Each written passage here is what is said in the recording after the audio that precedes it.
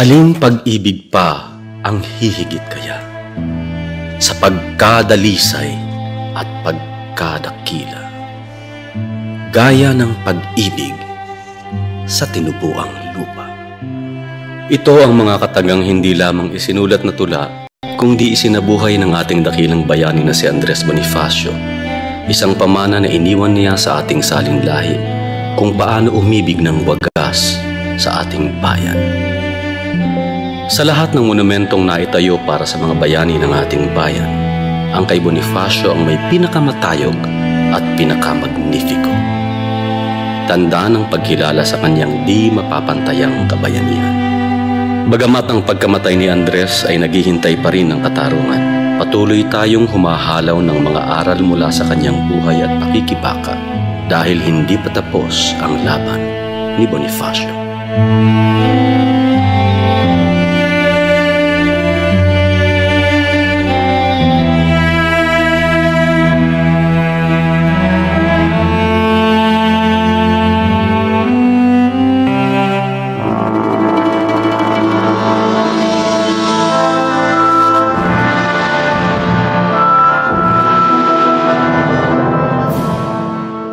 Pangulo ng Haring Bayang Katagalugan, Supremo ng kataas-taasan, kagalang-galangang katipunan ng mga anak ng bayan. Ito ang mga titulong ikinabit sa pangalang Andres Bonifacio. Ika-30 ng Nobyembre, 1863. Nagbabadyaman ng masamang panahon sa isang bahay pawid sa Tondo, Maynila, sa kalye ng Azcárraga na ngayon Claro M. Recto. Isinilang ni Catalina de Castro ang sanggol na yayanig sa pundasyon ng paghahari ng kolonyalistang Castilla. Sa taong pinanganak si Andres, 292 taon nang pinaghaharian ng Espanya ang kanyang bayang Sinilangan, na tinawag ng dayuhan na Las Islas Filipinas. Sa mga susunod na taon, isisilang ni Catalina ang 5 pang mga supling.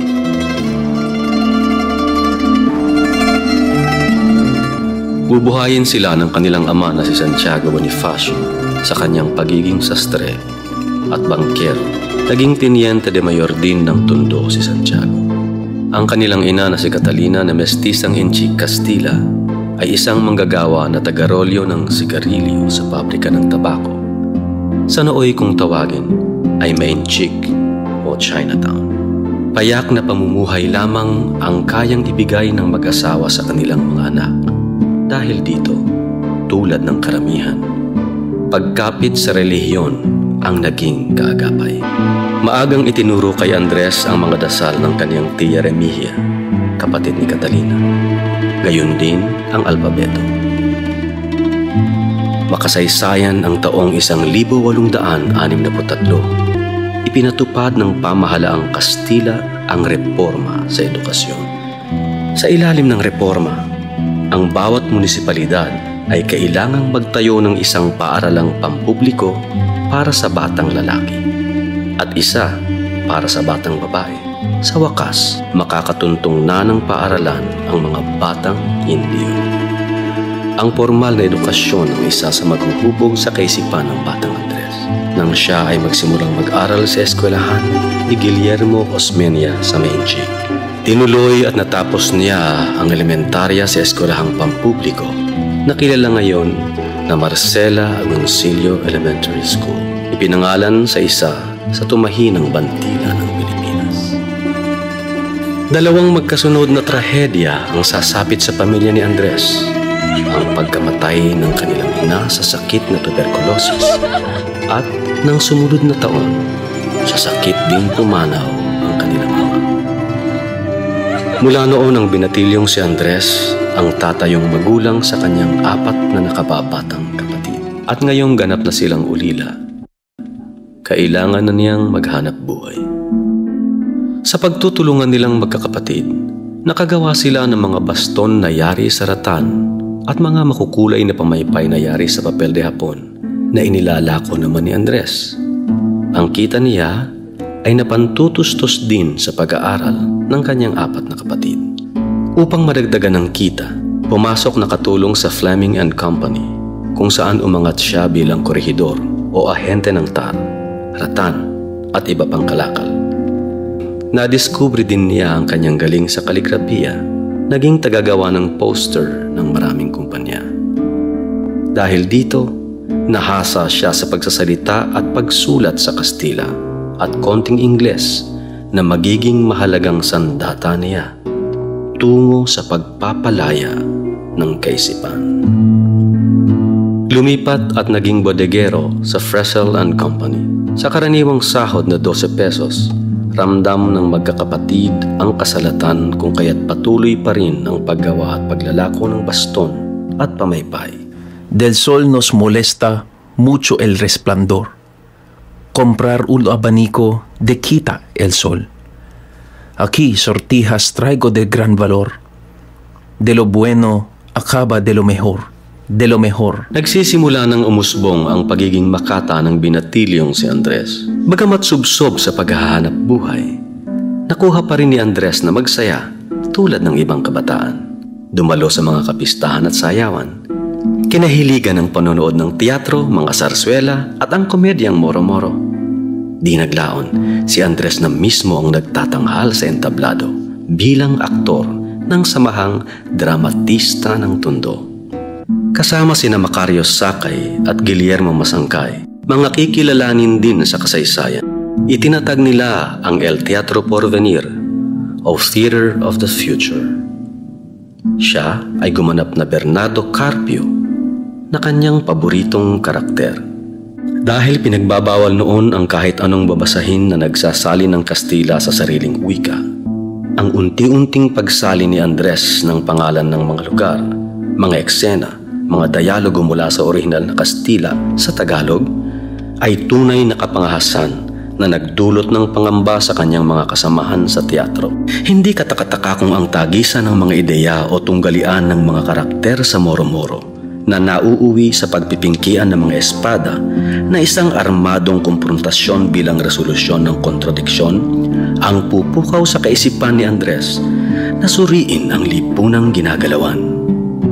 Ito na ang hudyat ng unti-unting pagbabago sa kamulatan ng binatang Andres at ang paglipat niya mula sa teatro ng entablado tungo sa teatro ng lipunan.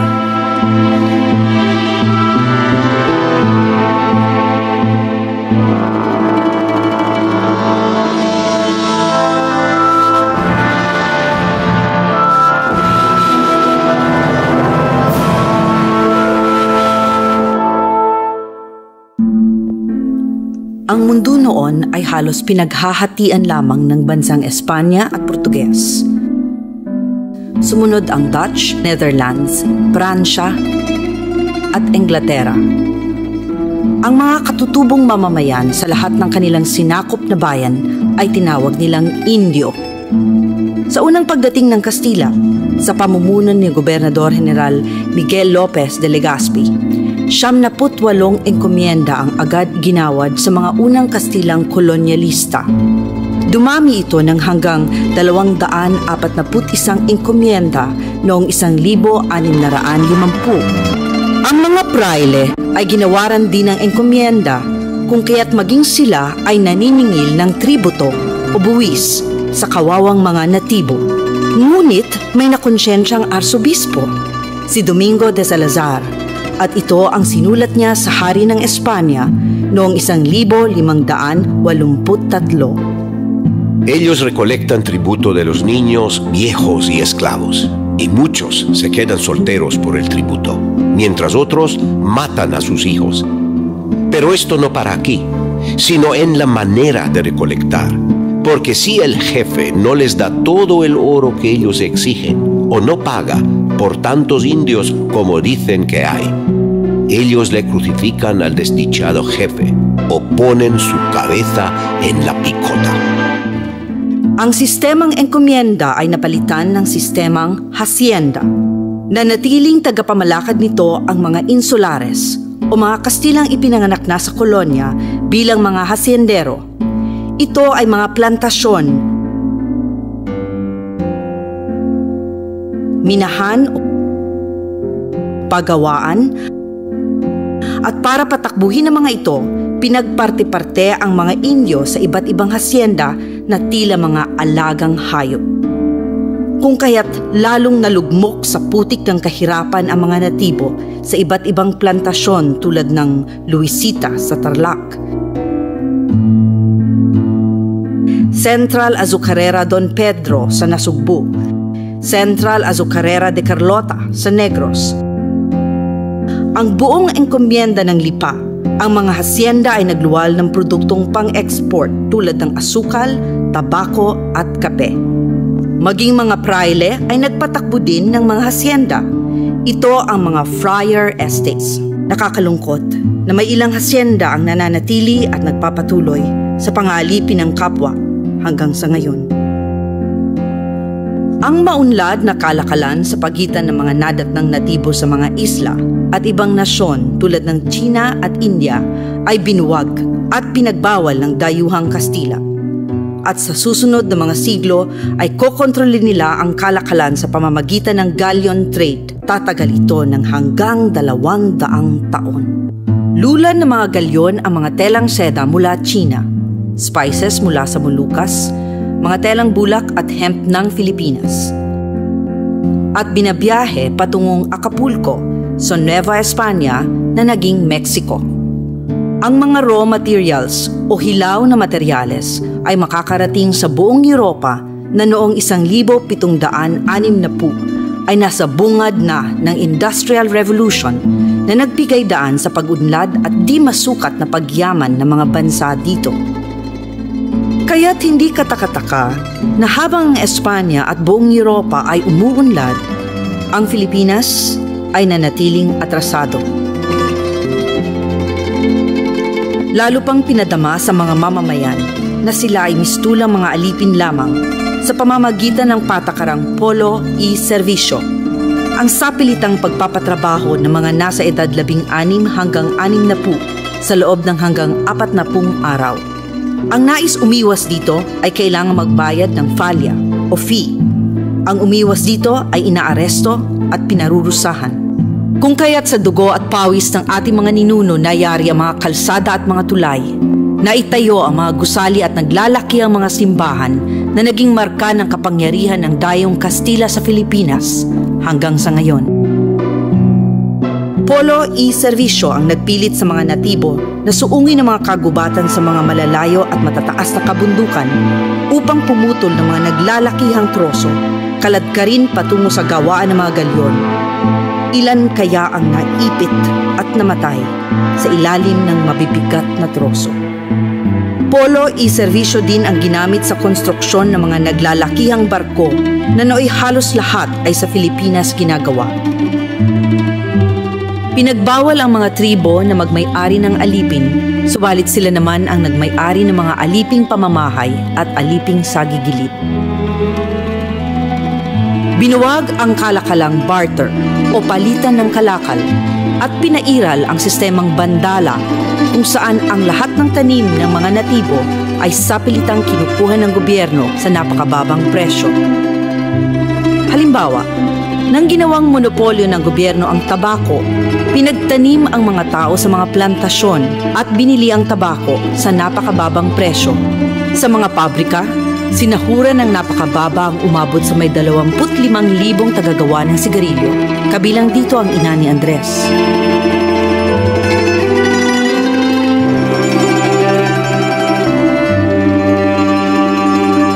Upang mapasunod ang mga natibo sa lahat ng utos at naisin ng dayuhan, pinairal ang sistemang sedula na nagsilbing tanikala sa kanilang mga kamay at paa.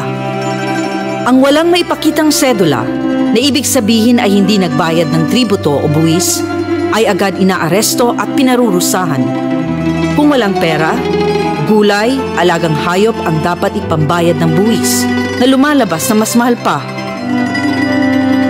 Ang engkomienda, hasyenda, polo y servisyo, bandala, sedula ay mga makakapal na tanikalang ikinadena sa ilang henerasyon ng libo-libong mamamayan, ipinanganak at namatay na nakagapos pa rin sa kadena.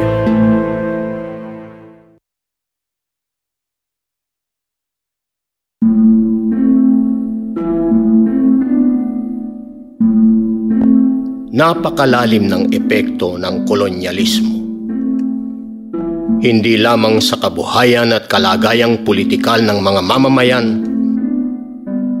ngunit lalo't higit sa kanilang kamalayan.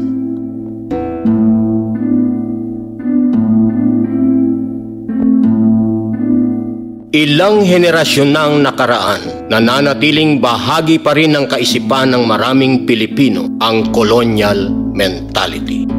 Malaking bahagi ang ginampanan dito ng simbahan. Tinakot ng mga praile ang mga tao. Pinapaniwala sila na ang hindi pagsunod sa mga utos ng simbahan ay paglabag sa utos ng Diyos. Isa itong mabigat na kasalanan na may mabigat na kaparusahan. Sa kanyang kamatayan, ang kaluluwa ng nagkasala ay masusunog sa impyerno ng walang hanggan. Habang ang mga praile mismo ang walang takot na gumagawa ng sala, nilalapastangan ang puri ng mga kababaihan na karamihay inaanakan pa. Ang mga ninuno natin ay binansagang salbahe. Salitang Kastila na ang ibig sabihin ay mababangis, at pilit binura ang lahat ng kanilang katutubong kaugalian. Ang paniniwala sa mga anito at kay Bathala ang manlilikha ay tinawag na gawaing pagano at mahigpit na ipinagbawal. Ang mga tradisyon at kaalamang kultural tulad ng arnis at kali ay ipinagbawal din ng mga Kastila sa pangambang gamitin ng mga ito laban sa kanila. Kung dati kasali ang lahat sa mga pangkulturang pagtatanghal, sa kulturang dayuhan, hiwalay ang nagtatanghal at manonood. Pinalaganap ang mga romantikong sarswela. Ang pasyon na nagpapaalala ng sakripisyo ni Jesus at ang komedyang Moro-Moro na patutsada sa pagkatalo ni Sultan Kudarat at ng mga Muslim kahit salungat ito sa katotohanan. Ang mga piyesta ng mga patron ay ginawang magagarbong pangkultural na okasyon, lalo na ang Flores de Mayo o Santa Cruzan. Kahit salat sa pagkain, lahat ng mamamayan ay inobligang paghandaan ang piyesta ng kanilang patron, isang kaugaliang hindi pa rin natin maiwaksi hanggang sa ngayon. Pinairal ang araw-araw na pagmamano o paghalik sa kamay ng mga praile kahit sa kalsada. At kapag nakaligtaan mong gawin ito, hagupit ng pamalo ang aabutin mo. Nang tumangging humalik sa kamay ng isang Dominikong praile ang nooy guro na si Apolinario Mabini, pinag-initan siya nito at itinuring na erehe. Yan si Apolinario Mabini, isang erehe. Mahirap man o may naabot sa buhay, ang bawat Indio ay isa lamang basal o tau-tauhan ng bansang Espanya na siyang may hawak ng kanyang buhay at kamatayan. Ang luklukan ng kapangyarihan ng Espanya sa Pilipinas ay ang Walled City o siyudad ng Intramuros. Ang matayog na bakod ng malawak na siyudad na ito na naghihiwalay sa mga Kastila sa loob at mga Indio sa labas ay tiyak na malalim ang naging epekto sa kamalayan ng mamamayan. Ang bawat lagusan nito ay gwardyado. Ang mga Indio na alipin o naglilingkod sa mga Kastila ang tanging nakakapasok labas dito na mahigpit na dumadaan sa inspeksyon at pinaliligiran ng mga kanyong nakaumang palabas.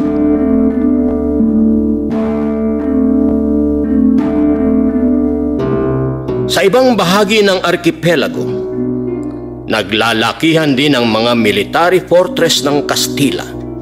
Nagmamatsyag sa bawat kilos ng mga Indyong alam nilang handang humawak ng armas upang lumaban.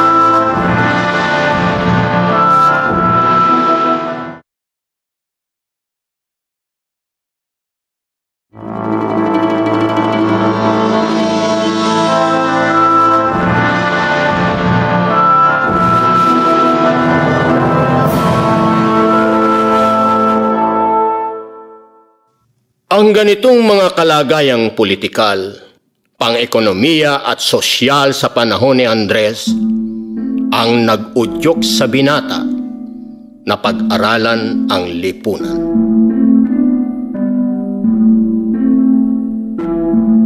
Isa dito ang kinasusuklamang Batas Maura noong 1893 na higit na nagpatibay sa Royal Orden ng 1880.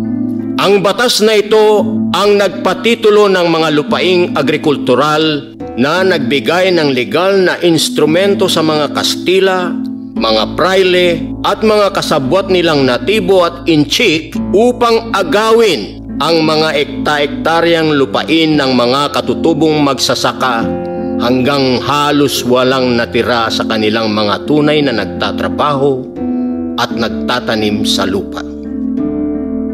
Lalong lumawak ang lupain ng mga Heswita at iba pang religious orders at ng mga naghaharing Kastila at Prinsipalya. Nilikha din ng Batas Maura ang mga tribunales, munisipales at probensyales na pinagharian ng mga Panginoong may lupang prinsipalya. Ang mga sunod-sunurang gobernadorsilyo ay pinalitan lamang ng titulo. Sila ay tinawag na Kapitan Munisipal. Ang decentralized governance ng Batas Maura na itinuloy ng mga Amerikano ang pinagmulan ng mga political dynasties. Magkakamag-anak na barangay captain, mayor, gobernador, congressman, senador mula sa uring Panginoong may lupa. Kung kaya't sa kanilang pag-alis, may dalawang mahalagang bagay na iniwan sa atin ang mga Kastila. Ang Kristyanismong Romano-Katoliko at mga Panginoong may lupang naghahari sa politika. Upang lalong maipakita ang kanilang kapangyarihan, naging lantad din ang pamamaraan ng pagpaparusa ng mga Kastila sa lahat ng tumututol. Sari-saring pamamaraan ng pagpapahirap o torture at pagpatay ang kanilang ginamit. Paghagupit gamit ang latigo, paglubog sa balon, pangungoriente sa masiselang bahagi ng katawan, pagtanikala sa pader ng patiwarik, pagpapatapon, pagbitay sa pamamagitan ng lubid, at paggarote.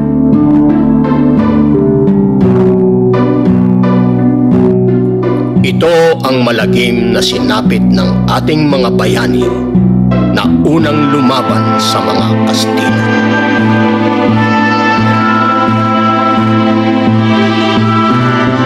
Si Gabriela Silang at kanyang mga kasamahan ay binitay at isinabit sa mga plaza at baybayin ng Ilocos.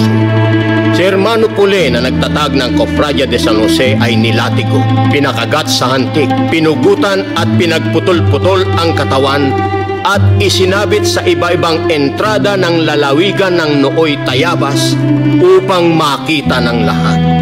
Ang mga Pilipinong praile na sina Gomez, Burgos at Zamora na sinabing sumuporta sa mga nagaklas sa Cavite ay pinatay sa garote.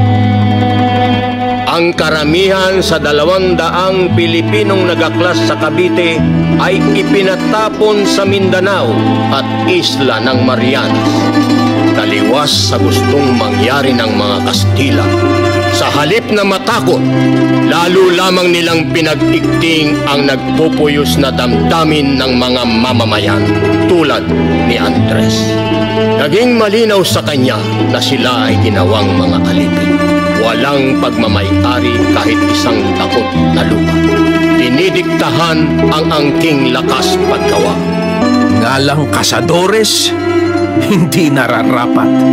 Kundi sa kadores ang ukol itawag. Bakit sa targa ay malayo at agwat? Mandi halataing matakaw at duwag. Pinusalan ng mga bibig sa harap ng lahat ng uri ng pagsasamantala. na sila ay ginawang alipin sa sariling bayan. Pang-aalipin na umabot na sa 321 taon, nakagapos sa tanikala ng dayuhan na dapat nang lagutin.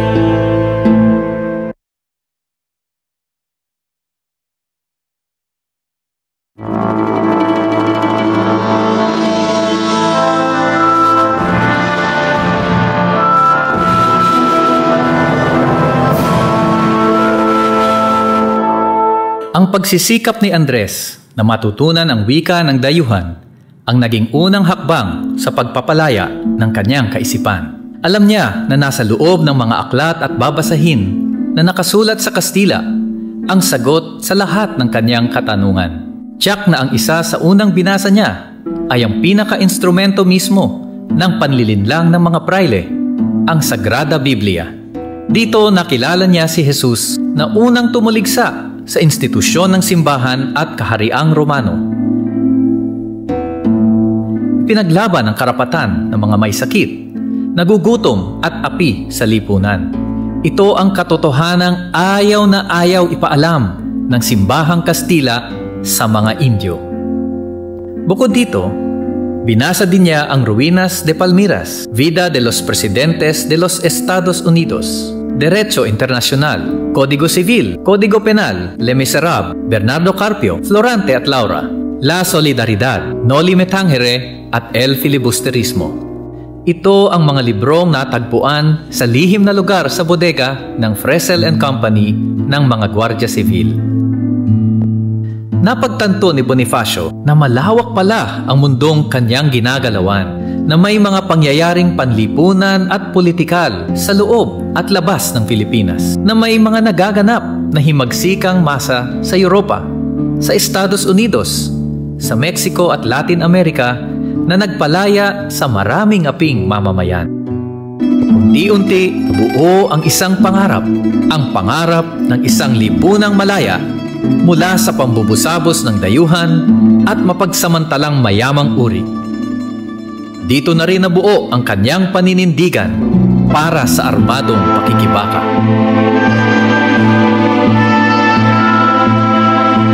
Subalit, kailangan niyang malaman kung sino-sino ang bukas ang kaisipan sa armadong pakikibaka. Noong 1889, itinatag ni Graciano Lopez Haina sa Barcelona ang Lohia Revolusyon, samahan ng mga masong Pilipino sa Espanya. Nang itinatag ang unang mason sa Pilipinas, kung saan si Jose Rizal ang Honorary Worshipful Master of the Lodge. Sa loob ng isang taon ay dumami ng 100 ang kasapian nito. Kabilang dito si Andres, na nooy matindi ang paghanga sa nobelista. Nang panahong yon, nagkaroon ng mga tinatawag na ilustrado. Sila ang mga anak ng mayayamang Indio, insulares at mestizo na nakapag-aral sa Europa. Sa mga mestisong intsik, tulad ni Jose Rizal at Graciano Lopez Haina, magmumula ang kaisipang liberalismo at patriotiko. Sila ang pasimuno ng kilusang propagandista ng mga Filipino sa Madrid. Kung kaya't hindi katakataka na si Andres ay mapapasapi din sa itatatag na samahan ni Dr. Jose Rizal, ang La Liga Filipina. Malinaw at matapang ang mga layunin nito na binasa ni Rizal. Finis. 1. Unión del entero archipiélago a un cuerpo compacto, vigoroso y homogéneo. 2. Protección mutua en cada exigencia y necesidad. 3. Defensa contra toda violencia e injusticia.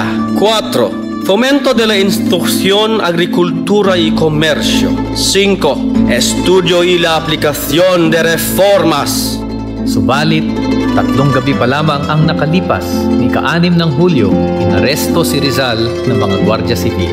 Matagal nang minamanmanan ni Gobernador General Eulogio Despujol si Rizal at personal niyang inaalam ang mga kilos nito. Amigo Latorre, creo haber leído que Rizal había sido naturalizado como súbdito alemán. Conviene haberlo. ¿Podría confirmar esto? Kaagad pinatapon si Rizal sa Dapitan, Mindanao. Nagkawatak-watak ang mga kasapi ng Liga. Sa pagsisikap ni Domingo Franco at Andres, nabuhay muli ito. Dahil sa kanyang personalidad at husay sa komunikasyon, inatasan siya na maging puno ng propaganda. Subalit ang kanyang mga radikal na ideya ay hindi naging katanggap-tanggap sa mga naiwang kasapi ng La Liga. Nang nagpa siyang suportahan ng La Liga ang La Solidaridad na nakabase sa Espanya. Layo ng La Solidaridad na ipamalas sa kaharian ng Espanya na ayusin ang pagtrato nito sa kanilang kolonyang Pilipinas. Nahati ang kasapian ng La Liga, ang mga kompromisaryos at ang paksyon ni Andres. Dito naging malinaw ang posisyon ng bawat isa, reforma o revolusyon. Tumiwalag sa La Liga ang Atenista at kalihim at ingat yaman nito na si Deodato Arellano, si Valentin Diaz, ang kanyang bayaw na si Teodoro Plata, ang kabitenyong estudyante ng abogasya na si Ladislao Diwa, at ang magkapatid na Procopio at Andres upang magtatag ng samahang higit na radikal.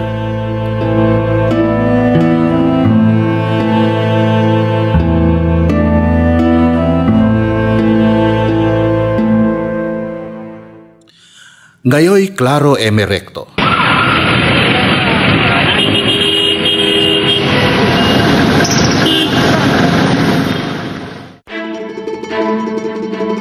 Nanuoy Ascarga. Sa bahay ni Deodato Arellano, malapit sa hanggang ngayoy Calle Elcano, sa gabi ng ika-7 ng Hulyo 1892, itinatag ang kataas-taasan, kagalang-galangan katipunan ng mga anak ng bayan. Tayo'y di mga pantas. Kaya hindi mariringal na talumpati at di maririkit na sulat ang ating idaraos. Sa gawa natin daanin. Ang katubusay hindi nakukuha sa salita o sa sulat. Kinakamtan sa pagsasabog ng dugo.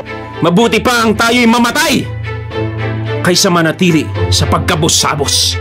At nang maganap natin ang dakilang kadahilanan ng pagpupulong nating ito'y ating maitayo ang isang malakas, matibay at makapangyarihang katipunan ng mga anak ng bayan.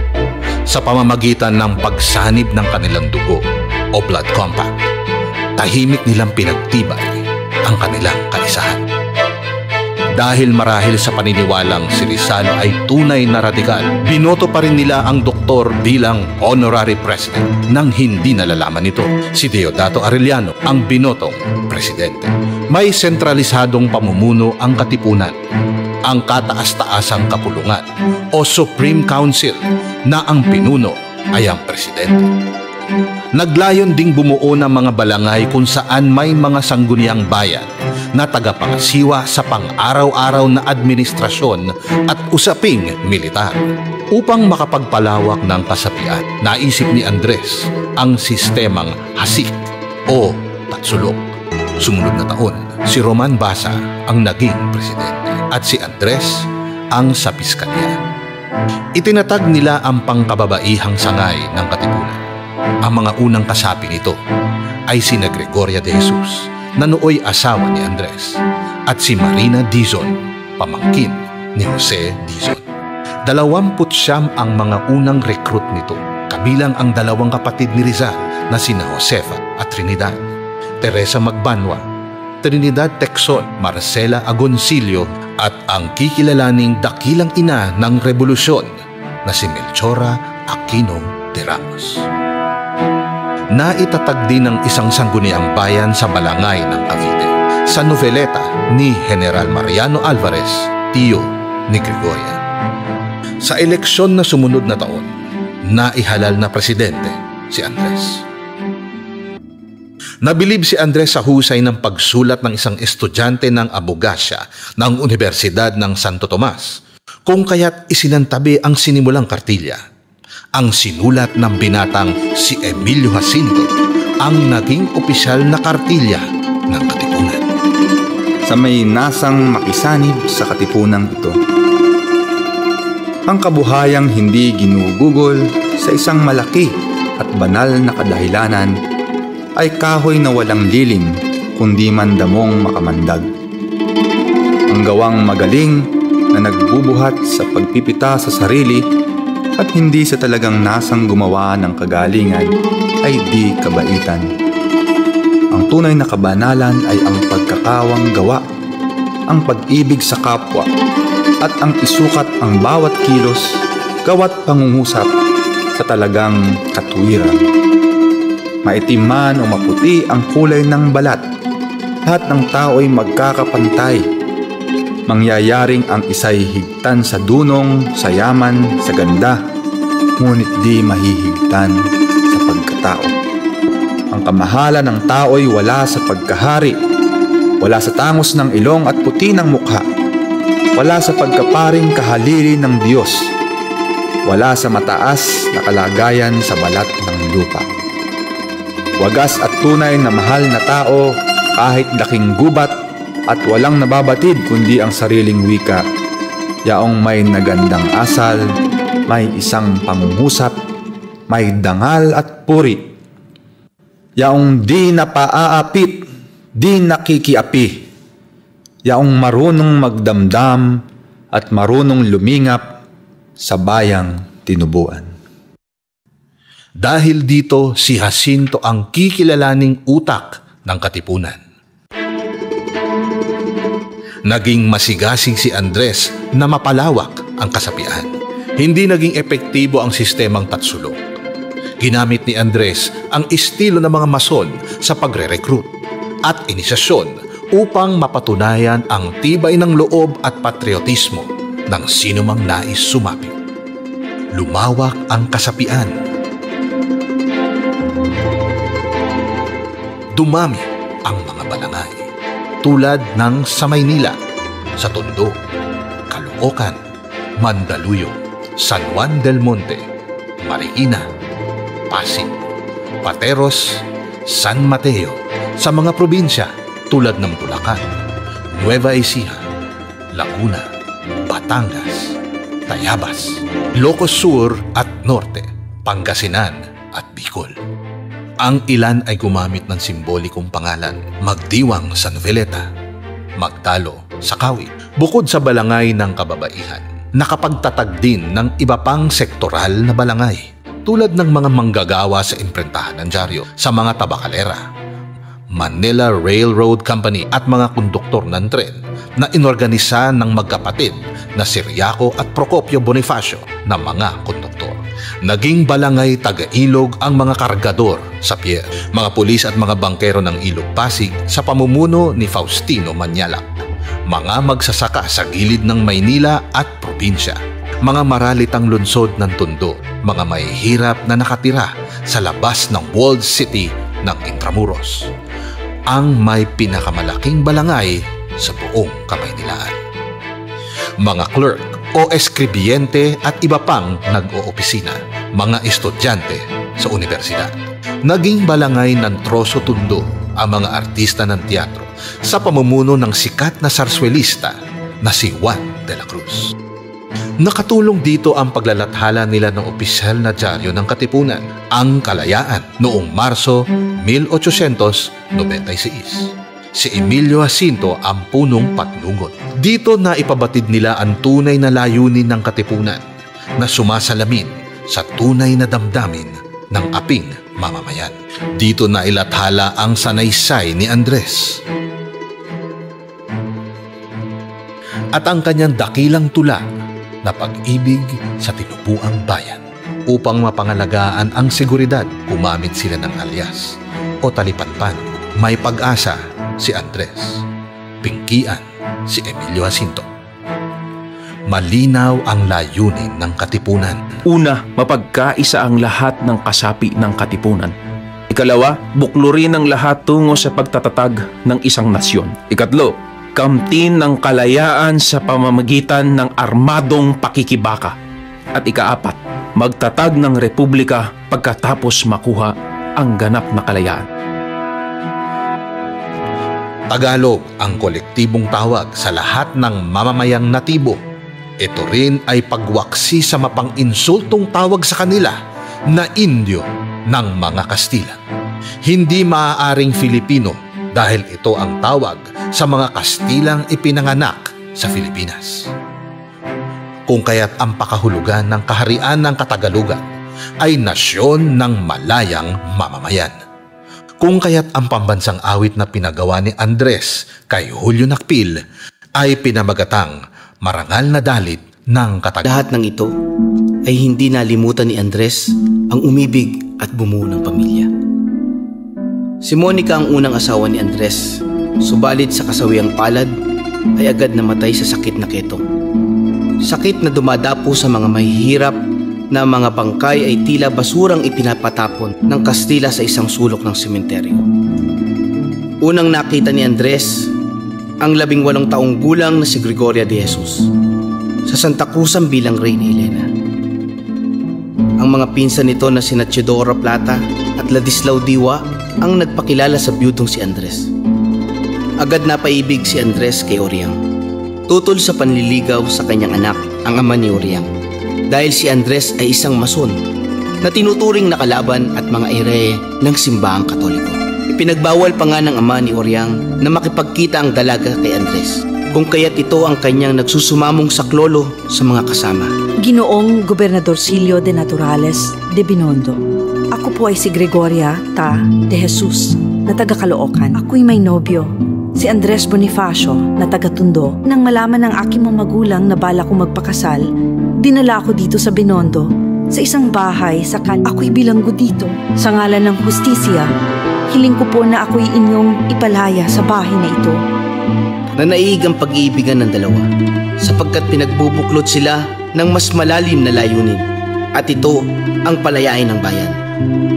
1873, si Oriang ay sumapi sa Katipunan.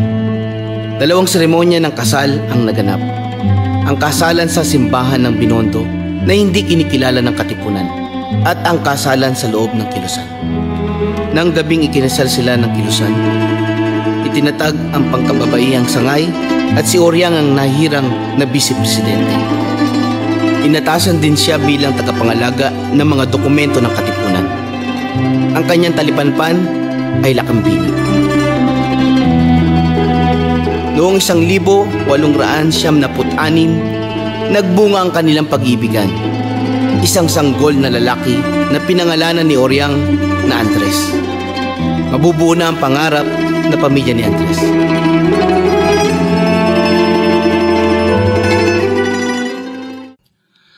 Ikalabing-2 ng Abril, 1875, sa pulong nila Andres at 8 pang kasamahan, ang panawagang lumaya mula sa Espanya ay muling umalingaw-ngaw sa kabundukan ng Sierra Madre, sa Kuweba ng Pamitinan, sa Montalban. Viva! Viva! Viva la Independencia Pilipinas! Viva! Viva la Independencia Pilipinas!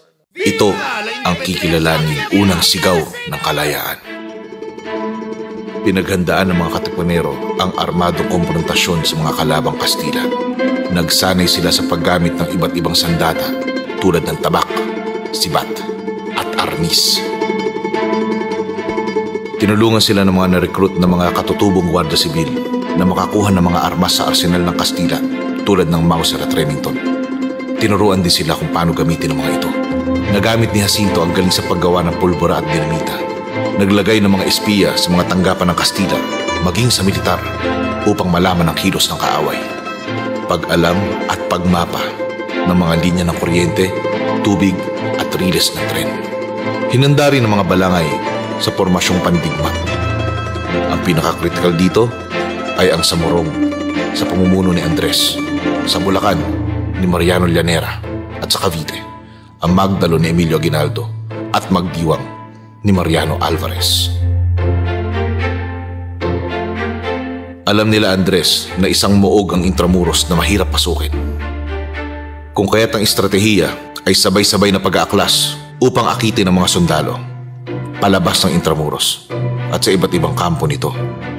Kapag nangyari ito sa pamamagitan ng istilong guerrilla warfare, madali nilang malalabanan ang hiwa-hiwalay na puwersa ng Kastila. Kapag nagapi na nila ang mga Kastila, sa kanila kukubkubin ang sentro na may manipis ng depensa. Aagawin nila ang Intramuros mula sa mananakop at babawiin ang kapangyarihan mula sa dayuhan. Ang ganitong planong militar ay matagumpay kung lahat sana ay buo ang kooperasyon.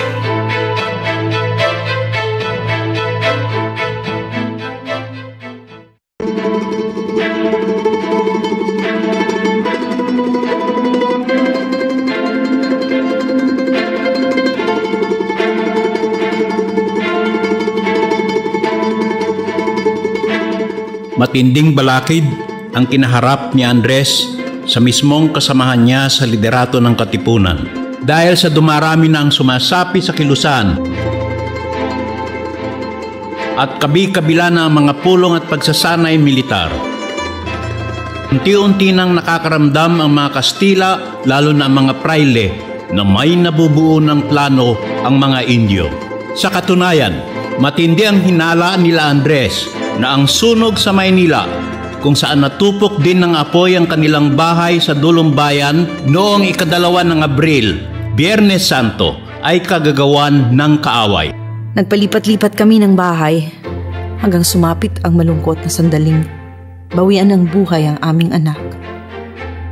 Nagpasya si Andres na kausapin na ang mga kasamahan. Naganap ito noong 3 ng Mayo sa Ugong Pasig sa bahay ni Vicente Cruz. Dito sinabi ni Andres kay Emilio Aguinaldo, Pio Valenzuela, Santiago Alvarez, Emilio Jacinto at ang may-ari ng bahay na batay sa mga nagaganap, sa kanyang opinyon ay dapat nang ilunsad ang himagsikan bago pagganap na mabunyag ang lihim na kilusan. Ihahambing pa ni Andres ang himagsikan sa isang buntis na dapat nang manganak kahit wala pa sa oras. Mahigpit itong tinutulan ni Emilio Aguinaldo dahil sa paniwalang di pa sapat ang kanilang mga armas. Maliban kay Jacinto, ang iba'y tumutol din. Si Emilio Aguinaldo ay kabitenyo na bagamat mula sa prinsipalya at isang kapitan munisipal ay sumanib sa Katipunan. Si Andres pa mismo ang siyang tumanggap sa kanya sa kilusan. Si Aguinaldo ang pinuno ng mga Magdalo sa Cavite. Upang sila ay pumayag, isang kondisyon ang kanilang inilatag. Ito ay ang kunin ang opinyon ni Dr. Jose Rizal na nasa dapitan. Ngunit aabot pa ng hanggang Hunyo bago na isagawa ang planong konsultasyon. Nagdala pa ng bulag na pasyente si Dr. Pio Valenzuela upang payagan siyang mabisita ang doktor. Dumating si Dr. Valenzuela sa dapitan at ganito daw ang unang naging reaksyon ng doktor. Huwag! Huwag! Iya'y makakasama sa mamamayang Filipino. Tutol si Rizal sa planong himagsikan sa gayon ding dahilan. Subalit ng mabatid na hindi na ito mapipigilan, nagbigay pa siya ng suhestyon tulad ng pagkuha ng suporta ng mga mayayaman at maimpluensyang taga-Maynila tulad ni Antonio Luna. Hindi pinaliwanag ni Dr. Pio Valenzuela na matagal na silang nag-iipon ng armas, bala at kahit pinansya mula sa lokal at sa ibang bansa. Sinunod nila Andres ang suhestyon ni Rizal. Nalapitan ang mga mayayaman at isa dito ay si Antonio Luna. Subalit, tinawanan at minaliit lamang niya ang ilulunsad na himagsikan. Pagtanto ni Andres na sa dakong huli, walang ibang tunay na maaasahan na lumaban ng walang takot upang palayain ang bayan, kundi ang kanilang mga sarili, ang mga anak pawis. Bagamat may hinala na ang mga praile, ang espiya o sekreta ng Guardia Civil Veterana ay nahirapang kumpirmahin ng bali-balitang may namumuong kilusan na maglulunsad ng himagsikan. Subalit ang pagiging maluwag ng ilan sa pagtatago ng lihim ng kilusan ang siya pang magpapahamak sa organisasyon.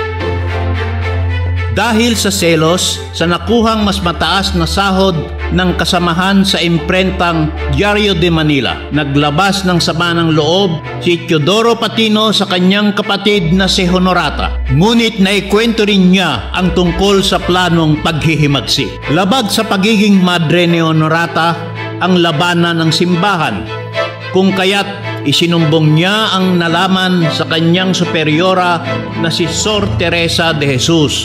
Sa notaryadong pahayag, ni Padre Mariano Hill. Sinabi niyang si Patino mismo ang nagpunta sa kanya at nagbunyag ng plano na agad niyang isinumbong sa mga otoridad. Kasama si Padre Hill, ang unang sinugod ng mga otoridad ay ang Diario de Manila na batay sa salaysay ni Patino ay naroon ng mga ebidensya. Ito ang imprentahan ng kalayaan, kung kaya't ang nakahanda sana ng ikalawang issue ay nadiskubre at nakumpiska. Dahil nagpatumpik-tumpik sa desisyon ang mga elitistang kasapi tulad ni Emilio Aguinaldo, nang ibabaw ang mga personal na pag-aalinlangan at interes ng iilan, lalong nalagay sa panganib ang libo-libong kasapian ng Katipunan.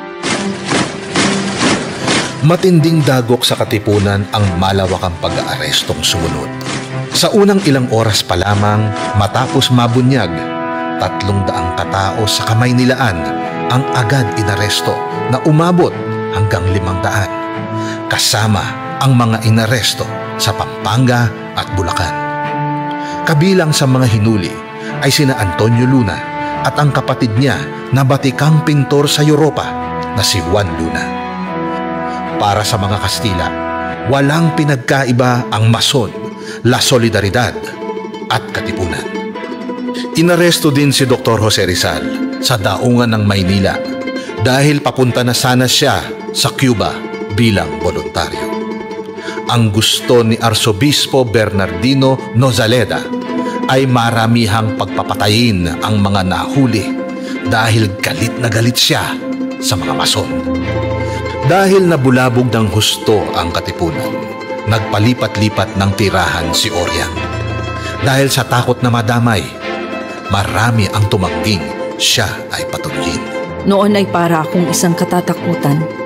Pagkat lahat ng akyatin kong bahay upang magparaan muna ng oras, ay pinagtatabuyan ako at mamamatay wari sila sa takot. Nooy naghihinanakit ako. Ngunit nang mabalitaan kong lahat ng aking inakyat na bahay ay pinaghuli, ang mga tao ay pinahirapan at ang iba ay itinapon kung saan-saan lupalop. At noon hinuli ang isa kong amain na namatay sa tapunan na ang tanging kasalanan ay dahil sa pagpasok ko lamang ng tahanan niya ng gabing yaon upang humalik ng kamay. Noon din ay hinuli ang aking ama at 2 kapatid na lalaki.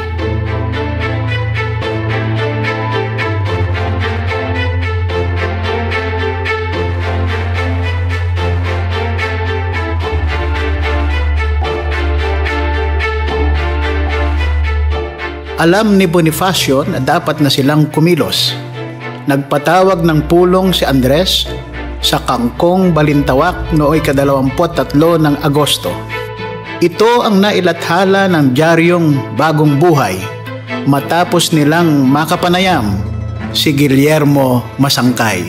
23 ng Agosto, dinaos ang bantog na pagpupulong sa Kangkong. Pagkatapos si lahat ni Bonifacio sa maraming kaharap ang lahat ng pangyayari at ang nababalang panganib na usigin sila, ay napaharap ang mungkahing simula na ang paghihimagsik. Ang karamihan ay nagsisang-ayon sa pagsisimula na ng himagsik. Sa gayon ay tumayo si Bonifacio at minsan pang itinanong kung itutuloy na ang paghihimagsik. At ang lahat halos ay nagsitugon ng pagsang-ayon.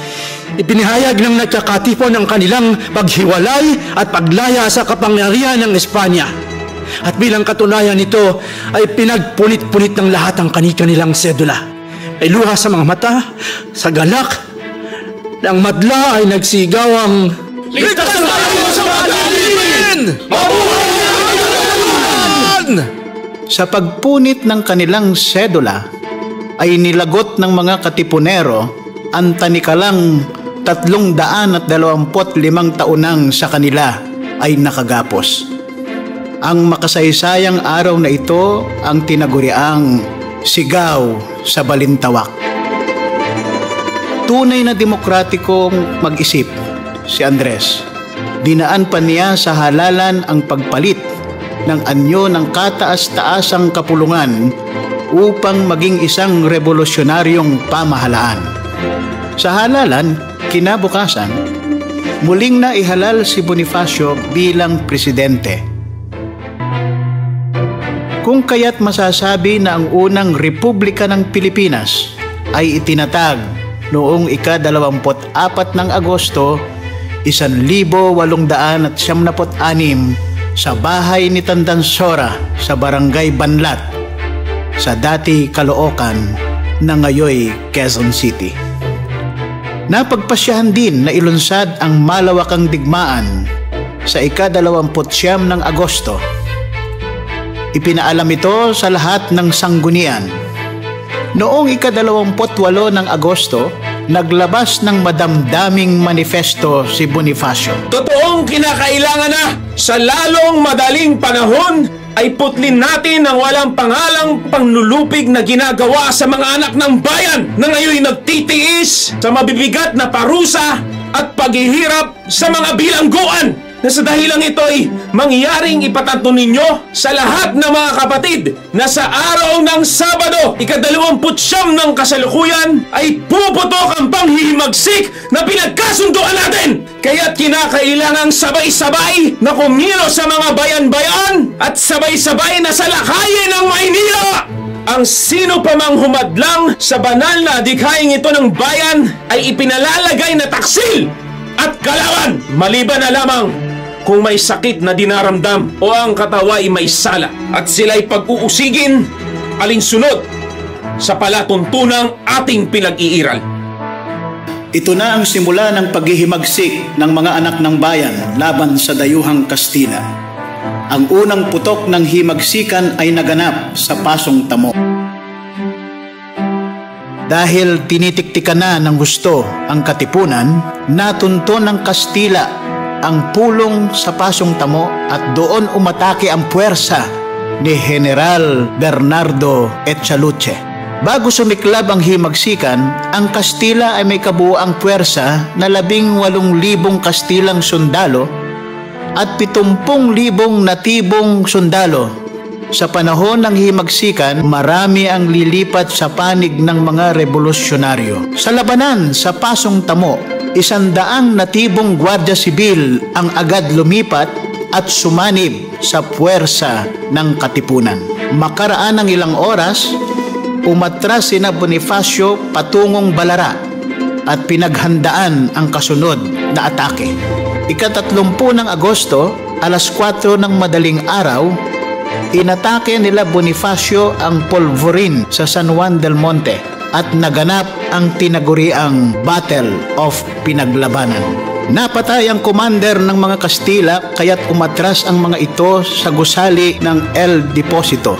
Subalit bago magtanghali, dumating ang 73rd Hulo Regiment na mga katutubong sundalo sa pamumuno muli ni Echaluche, na katulad ng iba pang Gwardiya Sibil ay armado ng Remington Rolling Black Rifle.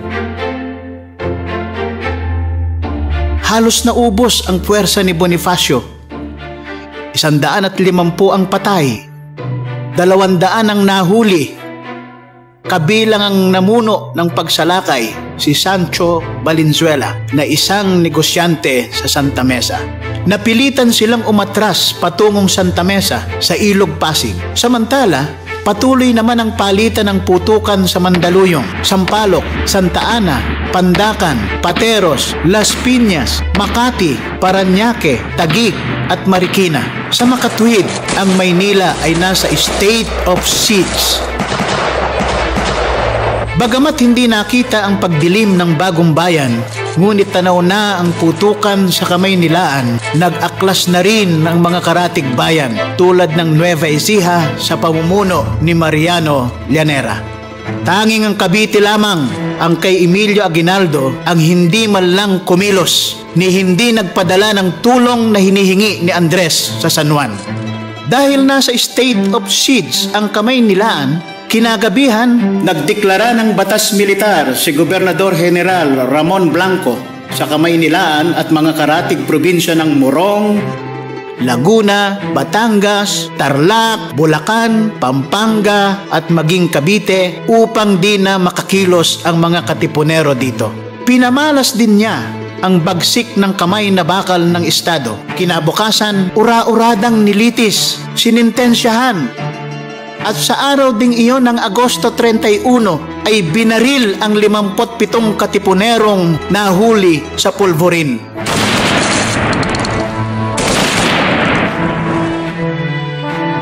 Binaril naman ang pinuno na si Sancho Valenzuela at kanyang mga tauhan. Dugo nila ang mga unang umagos sa bagong bayan. Ngunit gumamit din ng taktikang malambot si Polavieja. Nag-alok ng amnestiya. Ang unang kumuha nito ay si Dr. Pio Valenzuela.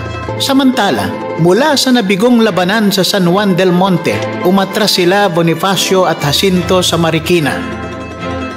Matagumpay nilang nataboy ang puwersa ng mga Kastila sa Langka, San Mateo at Montalban. Nagkuta sila sa kuweba ng Pamitinan sa Montalban.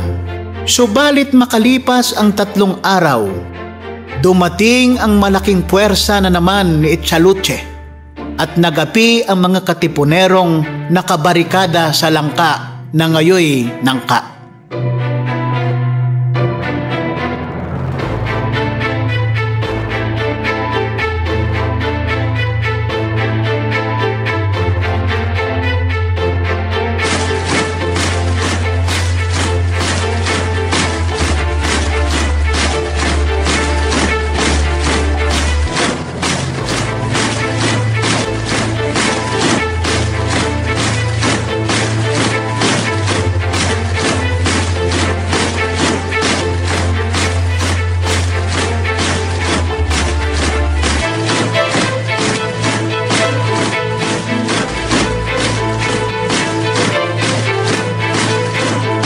Sa pag-atras nila Andres, montik na siyang mamatay nang harangan niya ang bala na kikitil sana sa buhay ni Jacinto.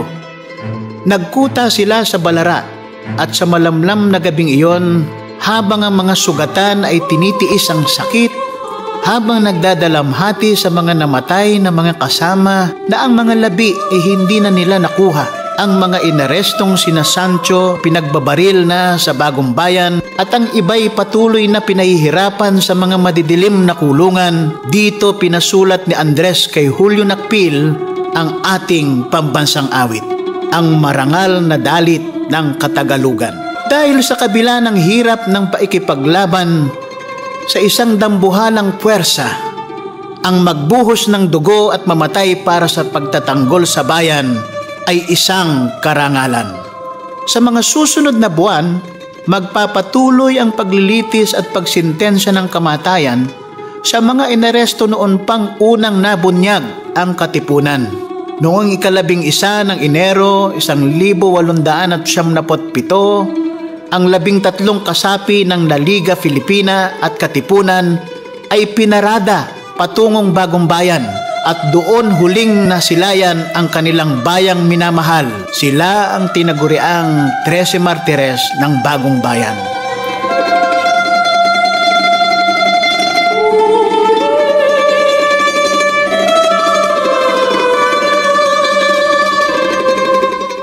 Noong nakaraang taon, buwan ng Disyembre 1876, sinintensyahan ng kamatayan ng isang military tribunal sa hindi patas na paglilitis si Dr. Jose Rizal.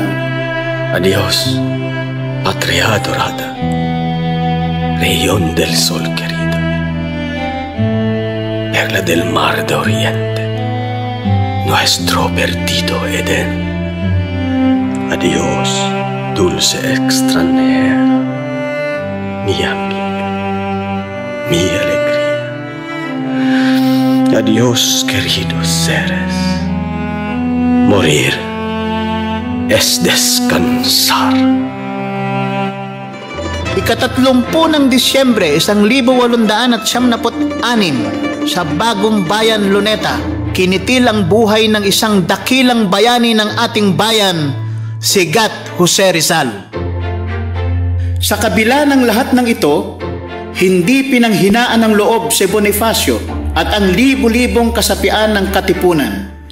Bagkos sa bawat buhay na kinitil ng Kastila, Doble o higit pa ang sumasanib sa kilusan dahil lalo lamang nasilaban ang puot ng mga mamamayan laban sa naghaharing uri.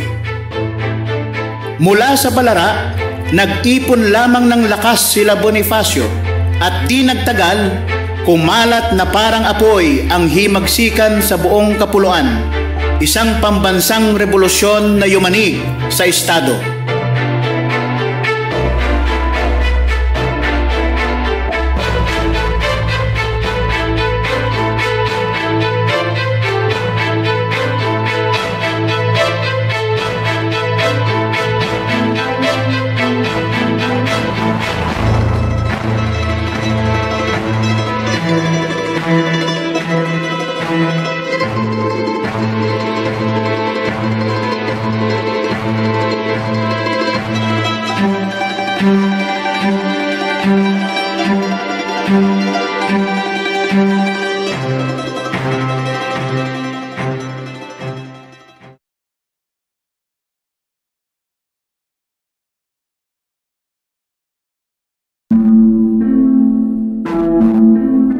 Ang pagtataksil kay Bonifacio at sa revolusyon ay mayugnay sa naging kadudadudang pagkilos ni Emilio Aguinaldo.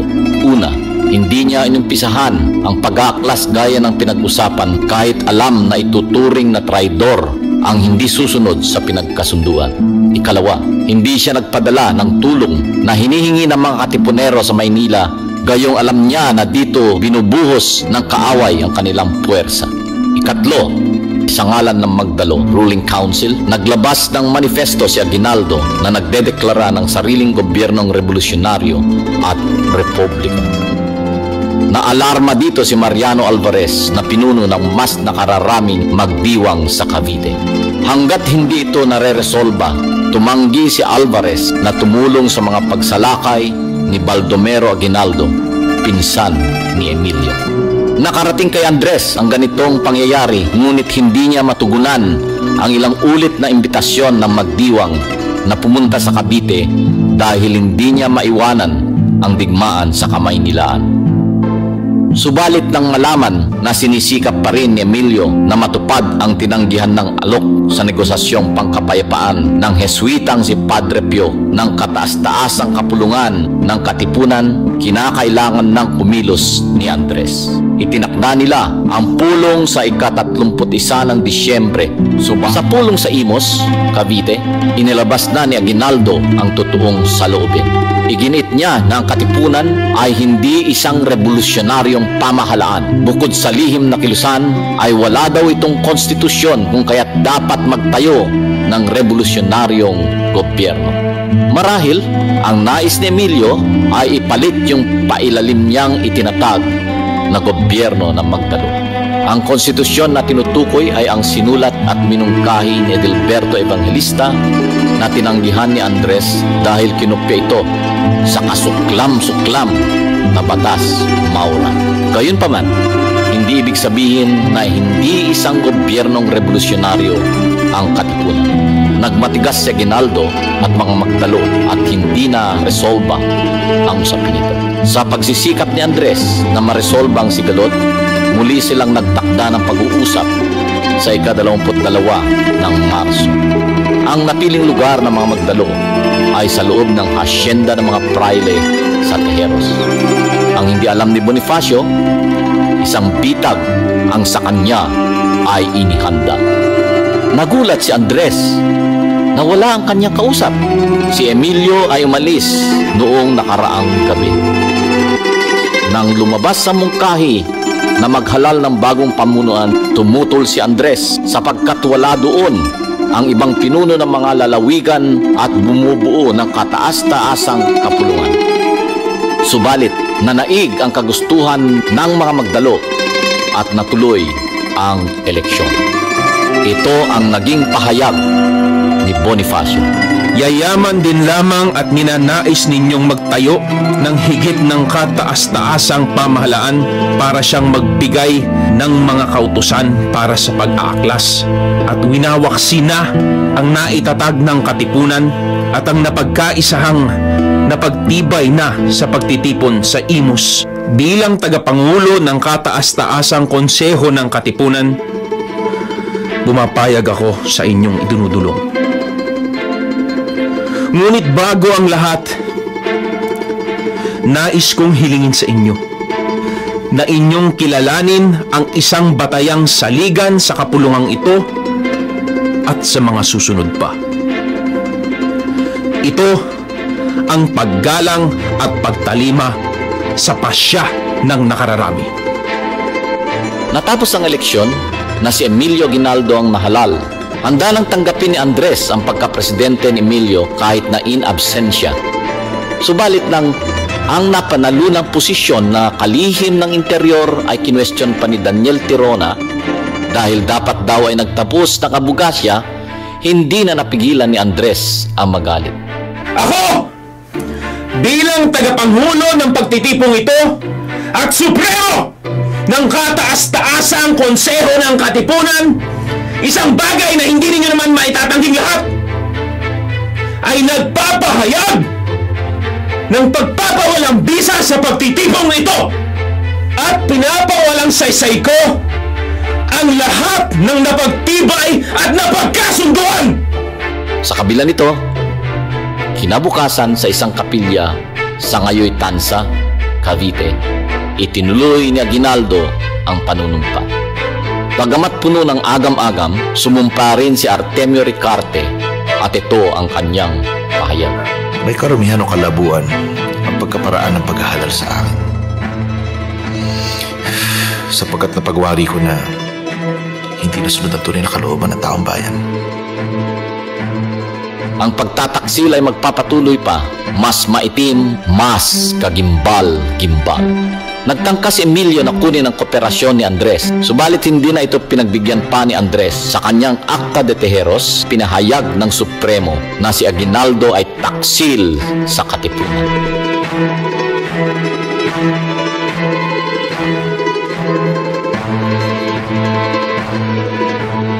Nireorganisa ni Bonifacio ang kataas-taasang kapulungan at inatasan si Emilio Jacinto na maging general ng puwersa ng Katipunan sa Maynila, Morong, Bulacan at Nueva Ecija.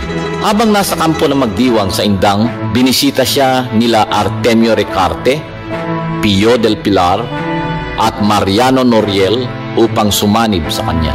Natunugan ito ni Emilio at siya mismo ang pumunta sa Indang. Napaghinaan ng loob at bumalik sa panig ni Emilio si Del Pilar at Noriel. Lalong lumakas ang loob at tumibay ang posisyon ni Emilio na makuha niya ang suporta ng maraming mayayaman sa Cavite. Ang maraming magdiwang sa Cavite ay pumayag na rin tanggapin si Aguinaldo. Handa na siyang tapusin ang katunggali sa pamumuno ng himagsikan. Pinag-utos niya ang pag-aresto kay Bonifacio. Sa Limbon, Indang, palis na sana sina Andres, Oryang at mga samahan upang bumalik sa Maynila nang dumating ang mga magdalo na sina Agapito Bonson at Jose Ignacio Paua. Tinanggap pa sila na mag-asawa bilang bisita nang walang kamuwangwang ng kanilang totoong pakay. Kinabukasan, ika-28 ng Abril 1897, bumalik sina Bonson at Paua upang arestuhin si Bonifacio. Bilang depensa, lumaban ang mga tauhan ni Andres sa pangunguna ni Siriaco. Nabaril si Andres sa kamay at sinaksak pa sa leeg ni Paua. Nabaril si Siriaco sa lalamunan at iniwan nila itong nag-aagaw buhay. Tuluyang namatay si Siriaco. Si Procopio ay binugbog ng katakot-takot. Si Oryang ay tinangkang pagsamantalahan ni Colonel Intong, bagamat ang paniwalay, ginahasa siya ni Bonson. Dinala sila sa isang bahay sa Naik na nooy bahagi ng Maragondon. Hindi binigyan ng karampatang lunas ang mga sugat ni Andres, kung kaya't habang nililitis, matinding sakit at unti-unting panghihina sa dami ng dugong nawala ang kanyang dinanas. Ika-29 ng Abril, sinimulan ang isang mapanloko at mapagkutyang paglilitis laban kay Andres at Procopio Bonifacio sa akusasyon na pagtataksil, subbersyon at tangkang pagpatay kay Aguinaldo, ang El Presidente. Pawang mga testigo lamang ng prosekusyon ang hinarap at lahat ay nagsabing si Andres ay nanunuhol at nagre-recruit sa Cavite ng mga sasama sa kanya. Sinabi naman ni Pedro Giron na binayaran siya ng 10 piso ni Bonifacio upang patayin si Aguinaldo. Samantala, hindi binigyan ng pagkakataon ang panig ni Andres na maghanap at magharap ng kanilang mga testigo na hindi katanggap-tanggap sa kahit anumang korte. Bukod dito, ang binigay sa kanila na taga-depensa na si Placido Martinez ay kasama rin sa konsehong naglitis at nagbaba ng sentensya sa kanila. Sa makatwid, planado ang paglilitis. Bago pa man din hinuli si Andres, ika-7 ng Mayo, ibinaba ng konseho ang kanilang sentensya. Hinatulan nila ang magkapatid na Bonifacio na may sala sa tangkang patalsikin ng gobyerno at planong pagpatay kay Aguinaldo. Kinabukasan, lumabas ang desisyon na nilagdaan ng magpinsang Baldomero at Emilio Aguinaldo. Malinaw na kamatayan ng unang hatol, subalit sinasabi din niyang nagbago ang kanyang isip. Binasa ito kay Andres at dahil sa hindi na maikilos ang kamay, ay hindi makapaglagda upang tanggapin ang sentensya. Batay sa sentensya, ang alam ni Procopio at Bonifacio ay tatapon sila sa isang isla. Subalit iba ang nangyari noong ika-10 ng Mayo 1897.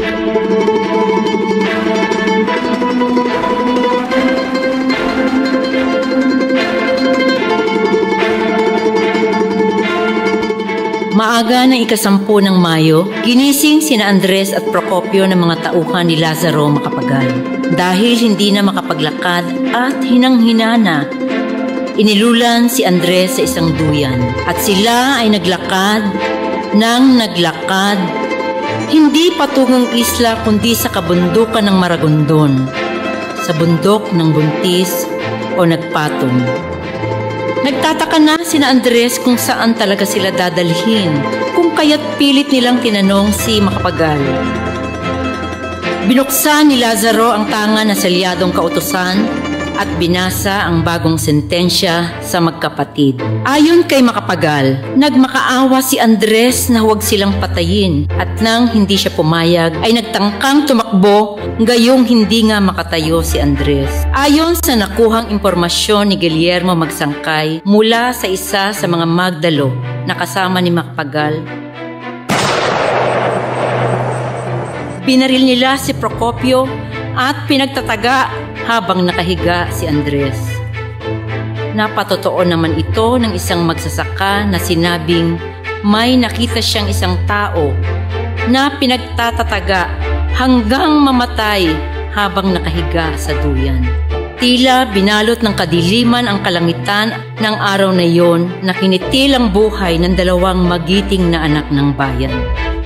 Walang mahalagang hindi inihandog ng may pusong mahal sa bayang nagkupkup, dugo, yaman, dunong, katiis at pagod.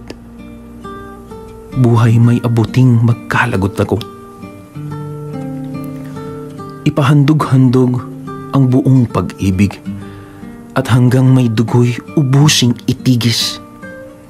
Kung sa pagtatanggol, buhay ay mapatid. Ito'y kapalaran at tunay na langit. Aling pag-ibig ba ang higit kaya sa pagkadalisay at pagkadakila gaya ng pag-ibig sa tinubuang lupa? Aling pag-ibig ba wala nang wala? Di yata't nagmamatsyag ang kalangitan sa kahayupang nagaganap, sapagkat ng araw din na iyon, habang pinapaslang sina Andres, sumalakay ang malaking puwersa ng Kastila Sa mga susunod na araw, ipilitin ni Emilio na depensahan ang Cavite at hihingi ng tulong sa mga katipunero sa ibang larangan. Subalit kumalat na ang balita ng pagpatay kay Andres at Procopio. Tumanggi silang tulungan si Emilio na ipagtanggol ang Cavite at marami ang hindi na lumahok sa himagsikan. Napilitan si Emilio na magdeklara ng pangkalahatang pag-atras. Nilisan nila ang Cavite hanggang sa narating nila ang San Miguel, Bulacan. Dahil nagkakagulo na, may nagsabi kay Oriang na wala na ang kanyang asawa at bayaw at kung saan sila dinala. Ay, mga kapatid, sila hinanap ko sa mga pook na kanilang itinuro.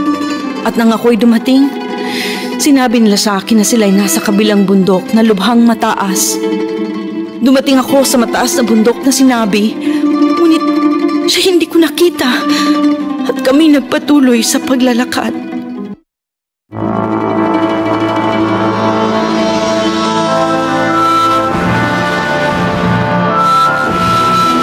Sa kasaysayan, mahalagang kilalanin ang mga taksil ng bayan. Ang anak ni Baldomero Aguinaldo na si Leonor, ang naging ina ni Cesar Virata na naging Prime Minister ng Pilipinas sa panahon ng diktadoryang Marcos. Si General Pio del Pilar ay nag-iba ng landas kay Aguinaldo. Nang mahuli ng Amerikano, hindi nagpasakop kaya't pinatapon sa Guam. Namatay siya sa malubhang sakit noong 1931.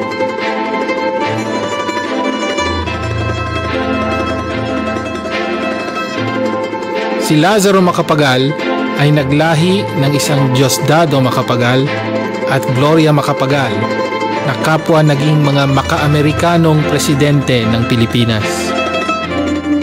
Ang pinakataksil sa lahat, si Emilio Aguinaldo y Fami ay nakipagkasundo sa Kastila noong Disyembre 1897 sa nilagdaang Pact of Biak na bato kapalit ng halagang 800,000 nagpatapon sa Hong Kong.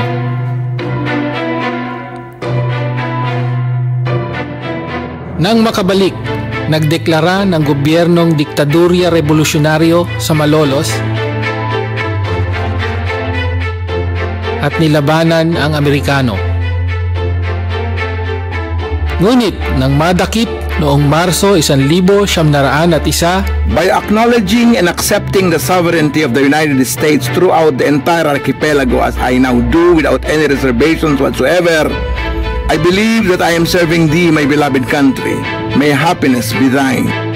Bilang regalo sa mga tulad niyang collaborator, ibinigay kay Aguinaldo ang higit 1,000 ektaryang lupain sa Imus na dating pagmamayari ng mga Recoletos.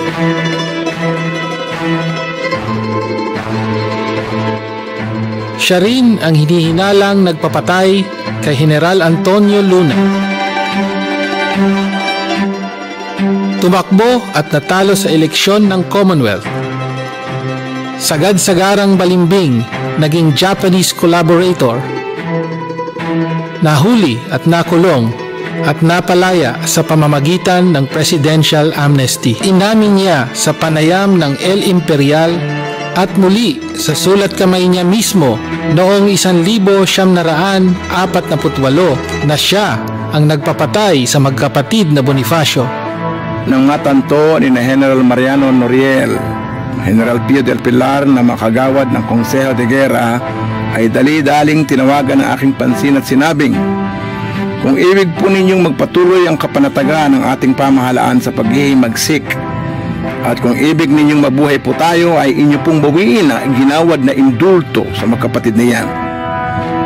Dahil dito'y aking binawi at iniatas ko kay General Noriel na ipatupad ang kahatulan ng Consejo de Guerra na barilin ang magkapatid alang-alang sa kapakanan ng bayan. Namatay si Emilio noong 1964 sa edad na 75 na walang bahid ng pagsisisi. Nananatiling nasa kamay niya ang dugo ni Andres.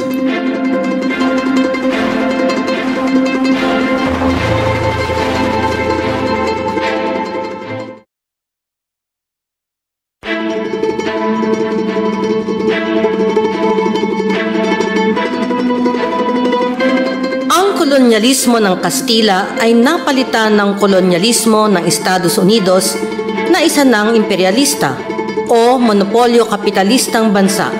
Patalo na noon ang Espanya sa giyera sa pagitan nito at ng Estados Unidos. Nagsimula ito sa pakikialam ng Estados Unidos sa revolusyon para sa kalayaan ng mga Kubano. Sa umpisa ay karamay sa pagkamit ng kalayaan, ngunit nang nakuha na nagsanib na puwersa ng Estados Unidos at ng mga Kubanong rebelde ang siyudad ng Santiago, hindi pinayagang makapasok ang puwersa ng mga Kubano sa Santiago upang di umano'y iwasan ang sagupaan sa pagitan ng Kubano at Kastila. Yun pala ay upang sa Amerikano lamang susuko ang Kastila.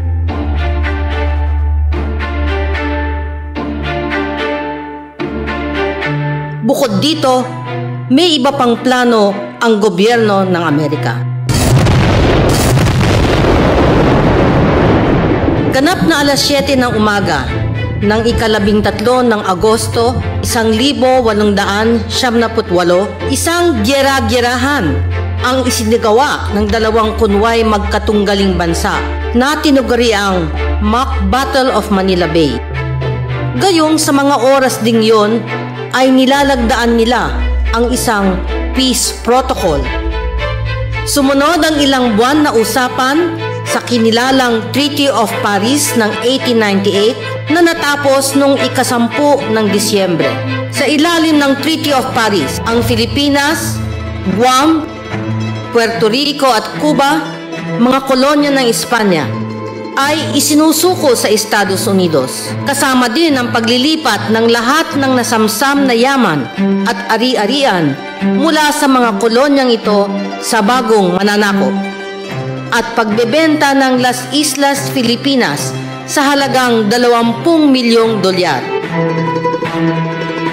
Nang isinumite ang tratado sa Senado ng Estados Unidos, dalawang senador ang mariing tumutol dito, sina Senators George Hoar ng Massachusetts at George Vest ng Missouri. Our imperialistic friends seem to have forgotten the use of the vocabulary of liberty. They talk about giving good government. We shall give them such a government as we think they are fitted for. We shall give them a better government than they had before. Why, Mr. President, that one phrase conveys to a free man and a free people the most stinging of insults. In that little phrase, as in a seed, contained the germ of all despotism and of all tyranny. Government is not a gift. Free government is not to be given by all the blended powers of earth and heaven. It is a birthright. Ngunit nanaig ang makasariling interes at pinasa ng US Senate at Congress ang tratado. Ang Estados Unidos ay ganap ng isang imperial power. Finally, it should be the earnest wish and paramount aim of the military administration to win the confidence, respect, and affection of the inhabitants of the Philippines by assuring them in every possible way that full measure of individual rights and liberties, which is the heritage of free peoples, and by proving to them that the mission of the United States is one of benevolent assimilation, substituting the mild sway of justice and right for arbitrary rule. In the fulfillment of this high mission, supporting the temperate administration of affairs for the greatest good of the governed, there must be sedulously maintained a strong arm of authority to repress disturbance and to overcome all obstacles to the bestowal of the blessings of good and stable government upon the people of the Philippine Islands under the free flag of the United States. Mula noon ay hindi na nakawala sa kuko ng buitre ang Pilipinas.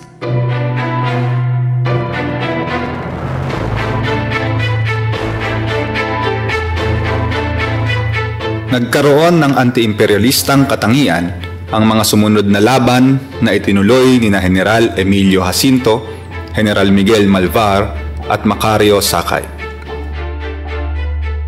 Bagamat napilitang sumuko, hindi tumanggap ng alok na posisyon sa pamahalaan si Malvar. Si Macario Sakay ay binitay ng mga Amerikano noong 13 ng Setyembre 1907 sa edad na 37. Si General Emilio Jacinto ay lubhang nagluksa sa pagkamatay ni Andres. Tinanggihan ng alok ni Aguinaldo na maging bahagi ng itinatag nitong pamahalaan at bagkus nilabanan ng hiwalay ang mga Kastila at ang sumunod na mananakop na Amerikano. Nang namatay sa malaria, ang kanyang labi ay hinubaran ng damit ng mga sundalong Amerikano at nilapastangan pa. Ika-4 ng Hulyo, 1946, idineklara di umano na isang malaya at nagsasariling bansa ang Pilipinas. Ito ay ipinagdiriwang bilang Philippine-American Friendship Day. Umalis na ang Amerikano sa Pilipinas, subalit sinigurado nito na ang istrukturang ekonomiya, politikal at sosyal ng bansa ay mananatiling nakakabit sa pusod ng Amerika. And I hereby declare that I recognize and accept the supreme authority of the United States of America in the Philippines and will maintain true faith and allegiance thereto. So help me God. Ang pagsuko ni Emilio Aguinaldo ng kalayaan ng Pilipinas sa Espanya ay nagbigay daan sa madaling pananakop ng Estados Unidos sa bansa. Dahil sa kataksilang ito, hindi na ilantad ang sakim na pag-agaw ni Aguinaldo sa kapangyarihan mula kay Bonifacio. Sa kabila ng pagkabigo sa larangang pandigma, hindi kailanman nakitaan ng panghihina ng loob o tendensyang sumuko o makipagnegosasyon si Bonifacio. Nanatili siyang matibay sa kanyang paninindigan. Tiyak kung hindi kinitil ang buhay ni Andres ay patuloy siyang hahawak ng armas at kasama si General Jacinto at ang libo-libong magigiting na katipunero ay itutuloy nila ang pakikidigma laban sa Amerikano. Kung nagwagi, tiyak na naitatag ni Presidente Bonifacio ang isang tunay na malaya at demokratikong lipunan ng Haring Bayan ng Katagalugan. Ang adhikain ni Bonifacio at ng Katipunan ay pinanatiling buhay at nagbabaga sa iba't ibang pamamaraan. Ang katipunero at lider manggagawa na mandudula na si Aurelio Tolentino ay nagtanghal ng kanyang dulang kahapon, ngayon at bukas na hango sa sanaysay ni Andres na ang dapat mabatid ng Tagalog. Itinatag ni Guillermo Magsangkay ang samahang may pag-asa sa alaala ng kabayanihan ni Bonifacio, kasama ang mga tanyag na manunulat na sina Lope K. Santos, Fernando Maria Guerrero, Rafael Palma.